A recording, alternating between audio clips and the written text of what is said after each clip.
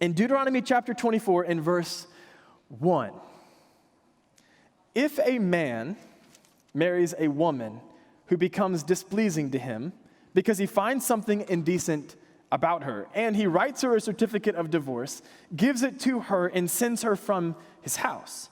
And if after she leaves his house, she becomes the wife of another man, and her second husband dislikes her and writes her a certificate of divorce, gives it to her, and sends her from his house, or if he dies, then her first husband who divorced her is not allowed to marry her again after she has been defiled.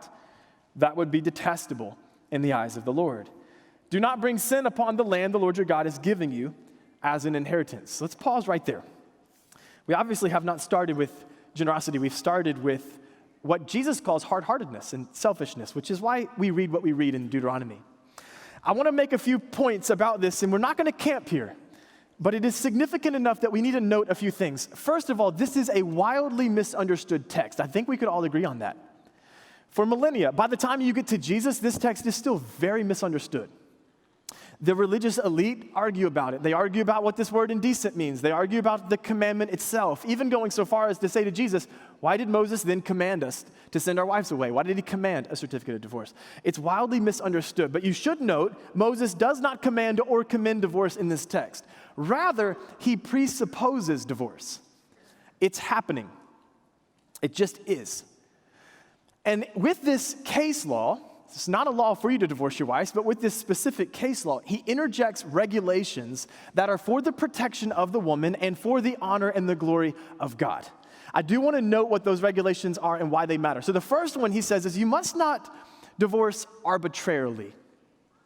This is a prohibition against no-fault divorce. This is why you will find that there must be something indecent that is discovered. This indecency has its root word in that of nakedness or shame, some moral flaw that would necessitate this happening. Secondly, divorce must not be done hastily. Hence, the legal process that Moses requires. This is a prohibition against abandonment of your spouse. You cannot just in a fit of rage send them out to fend on their own on the streets. This is a prohibition against that. And fortunately, the divorce scenario is slowed down to go through this legal process, which brings us to number 3. Divorce must not create more vulnerability than it already does. So the technical reading of the word is that the woman must leave with the certificate of divorce in hand. Why? So that she's protected in a wardship culture. She can remarry and place herself under the protection and provision of another man. She's also free from false accusation, because if you were to say, wait, I know you were married to that other guy and now you're in sin by being with this man, she can point to the legal certificate of divorce and prove that she has been separated legally and thus protected. So there's a lot that you could still try to unwrap and discover about this case law. It's helpful to just take it to Jesus and Matthew 19 as he clears the air on what Deuteronomy 24 is about. So when you come to Jesus with Deuteronomy 24, he says, Moses permitted, which is a far cry from the word commanded that the religious elite used, permitted you to divorce your wives because your hearts were hard. It wouldn't have been the right time to outlaw it altogether. Maybe if even endangered the women further to have done so. This is because of the hardness of your heart. But it was not this way from the beginning. Jesus' interest on the beginning should probably be your interest about the beginning as well, because we find pure intent in the beginning.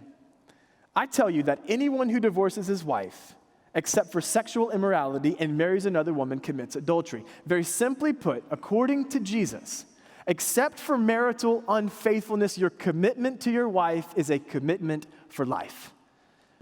Hey, I'm John.